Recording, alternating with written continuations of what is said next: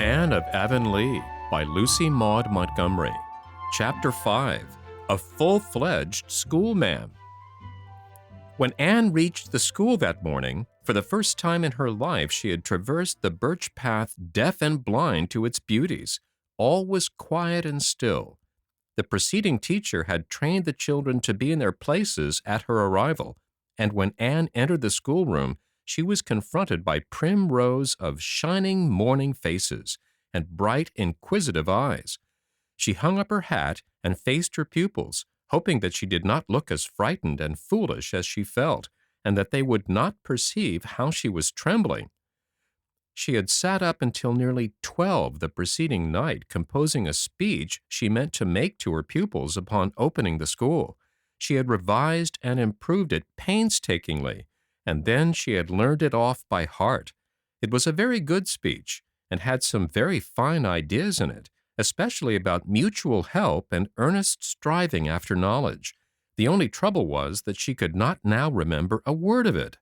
After what seemed to her a year, about 10 seconds in reality, she said faintly, "Take your testaments, please," and sank breathlessly into her chair under cover of the rustle and clatter of the desk lids that followed.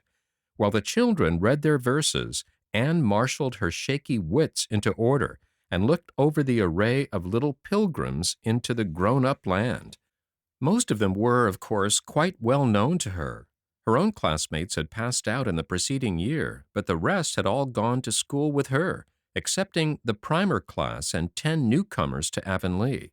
Anne secretly felt more interest in these 10 than in those whose possibilities were already fairly well mapped out to her. To be sure, they might be just as commonplace as the rest, but on the other hand, there might be a genius among them. It was a thrilling idea. Sitting by himself at a corner desk was Anthony Pye. He had a dark, sullen little face and was staring at Anne with a hostile expression in his black eyes. Anne instantly made up her mind that she would win that boy's affection and discomfit the Pyes utterly. In the other corner, another strange boy was sitting with Artie Sloane, a jolly-looking little chap with a snub nose, freckled face, and big light blue eyes, fringed with whitish lashes, probably the Donnell boy, and if resemblance went for anything, his sister was sitting across the aisle with Mary Bell. Anne wondered what sort of mother the child had to send her to school dressed as she was. She wore a faded pink silk dress, trimmed with a great deal of cotton lace, soiled white kid slippers, and silk stockings. Her sandy hair was tortured into innumerable kinky and unnatural curls, surmounted by a flamboyant bow of pink ribbon bigger than her head. Judging from her expression, she was very well satisfied with herself. A pale little thing with smooth ripples of fine, silky, fawn-colored hair flowing over her shoulders must, Anne thought, be Annetta Bell, whose parents had formerly lived in the Newbridge school district, but by reason of hauling their house 50 yards north of its old site, were now in Avonlea. 3 pallid little girls crowded into one seat were certainly Cottons, and there was no doubt that the small beauty with the long brown curls and hazel eyes, who was casting coquettish looks at Jack Gills over the edge of her testament, was Prillie Rogerson, whose father had recently married a second wife and brought Prillie home from her grandmother's in Grafton. A tall, awkward girl in a back seat who seemed to have too many feet and hands, Anne could not place at all, but later on discovered that her name was Barbara Shaw, and that she had come to live with an Avonlea aunt. She was also to find that if Barbara ever managed to walk down the aisle without falling over her own or somebody else's feet, the Avonlea scholars wrote the unusual fact up on the porch wall to commemorate it. But when Anne's eyes met those of the boy at the front desk facing her own, a queer little thrill went over her, as if she had found her genius.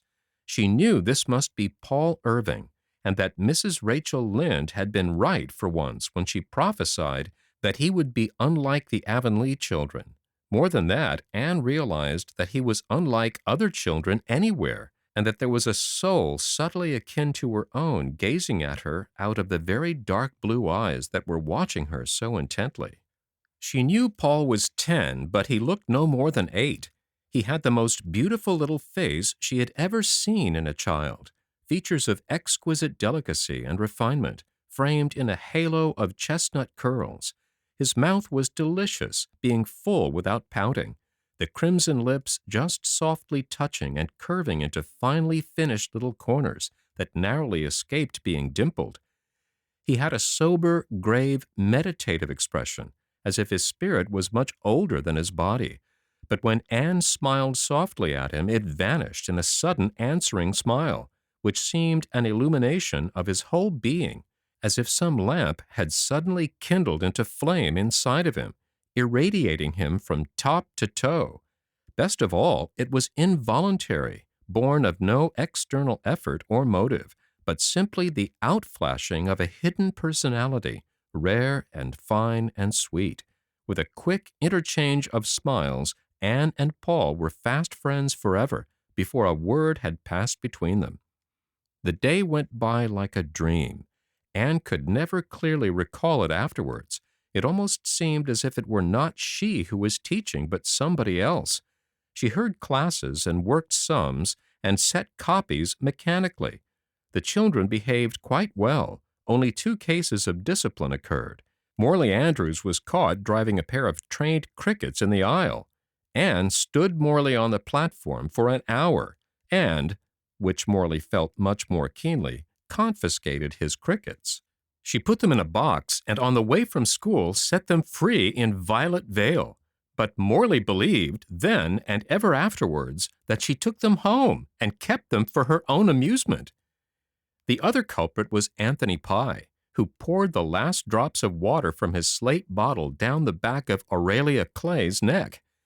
Anne kept Anthony in at recess and talked to him about what was expected of gentlemen, admonishing him that they never poured water down ladies' necks. She wanted all her boys to be gentlemen, she said. Her little lecture was quite kind and touching, but unfortunately Anthony remained absolutely untouched. He listened to her in silence, with the same sullen expression, and whistled scornfully as he went out. Anne sighed, and then cheered herself up by remembering that winning a Pye's affections, like the building of Rome, wasn't the work of a day. In fact, it was doubtful whether some of the Pyes had any affections to win. But Anne hoped better things of Anthony, who looked as if he might be a rather nice boy if one ever got behind his sullenness.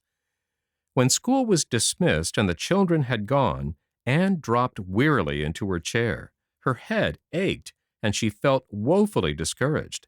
There was no real reason for discouragement, since nothing very dreadful had occurred, but Anne was very tired and inclined to believe that she would never learn to like teaching, and how terrible it would be to be doing something you didn't like every day for, well, say 40 years. Anne was of 2 minds whether to have her cry out then and there or wait till she was safely in her own white room at home. Before she could decide, there was a click of heels and a silken swish on the porch floor, and Anne found herself confronted by a lady whose appearance made her recall a recent criticism of Mr. Harrison's on an overdressed female he had seen in a Charlottetown store. She looked like a head-on collision between a fashion plate and a nightmare. The newcomer was gorgeously arrayed in a pale blue summer silk, puffed, frilled, and shirred wherever puff, frill, or shirring could possibly be placed. Her head was surmounted by a huge white chiffon hat, bedecked with 3 long but rather stringy ostrich feathers. A veil of pink chiffon, lavishly sprinkled with huge black dots, hung like a flounce from the hat brim to her shoulders and floated off in 2 airy streamers behind her. She wore all the jewelry that could be crowded on one small woman, and a very strong odor of perfume attended her. "I am Mrs. Donnell, Mrs. H.B. Donnell," announced this vision, "and I have come in to see you about something Clarice Almira told me when she came home to dinner today. It annoyed me excessively." "I'm sorry," faltered Anne, vainly trying to recollect any incident of the morning connected with the Donnell children. "Clarice Almira told me that you pronounced our name Donnell. Now, Miss Shirley, the correct pronunciation of our name is Donnell, accent on the last syllable. I hope you'll remember this in future." I'll try to, gasped Anne, choking back a wild desire to laugh. I know by experience that it's very unpleasant to have one's name spelled wrong, and I suppose it must be even worse to have it pronounced wrong. Certainly it is. And Clarice Almira also informed me that you call my son Jacob. He told me his name was Jacob, protested Anne. I might well have expected that, said Mrs. H.B. Donnell, in a tone which implied that gratitude in children was not to be looked for in this degenerate age. That boy has such plebeian tastes, Miss Shirley. When he was born, I wanted to call him St. Clair. It sounds so aristocratic, doesn't it? But his father insisted he should be called Jacob after his uncle. I yielded because Uncle Jacob was a rich old bachelor. And what do you think, Miss Shirley? When our innocent boy was 5 years old, Uncle Jacob actually went and got married, and now he has 3 boys of his own. Did you ever hear of such ingratitude? The moment the invitation to the wedding, for he had the impertinence to send us an invitation, Miss Shirley, came to the house, I said, "No more Jacobs for me, thank you." From that day I called my son St. Clair, and St. Clair I am determined he shall be called. His father obstinately continues to call him Jacob, and the boy himself has a perfectly unaccountable preference for the vulgar name. But St. Clair he is, and St. Clair he shall remain. You will kindly remember this, Miss Shirley, will you not? Thank you. I told Clarice Almira that I was sure it was only a misunderstanding, and that a word would set it right. Donnell, accent on the last syllable, and St. Clair. On no account Jacob. You'll remember? Thank you. When Mrs. H.B. Donnell had skimmed away, Anne locked the school door and went home. At the foot of the hill she found Paul Irving by the birch path. He held out to her a cluster of the dainty little wild orchids which Avonlea children called rice lilies. "Please, teacher, I found these in Mr. Wright's field," he said shyly, "and I came back to give them to you because I thought you were the kind of lady that would like them, and because—" He lifted his big, beautiful eyes. "I like you, teacher." "You darling," said Anne, taking the fragrant spikes. As if Paul's words had been a spell of magic, discouragement and weariness passed from her spirit, and hope upwelled in her heart like a dancing fountain. She went through the birch path light-footedly, attended by the sweetness of her orchids as by a benediction. "Well, how did you get along?" Marilla wanted to know.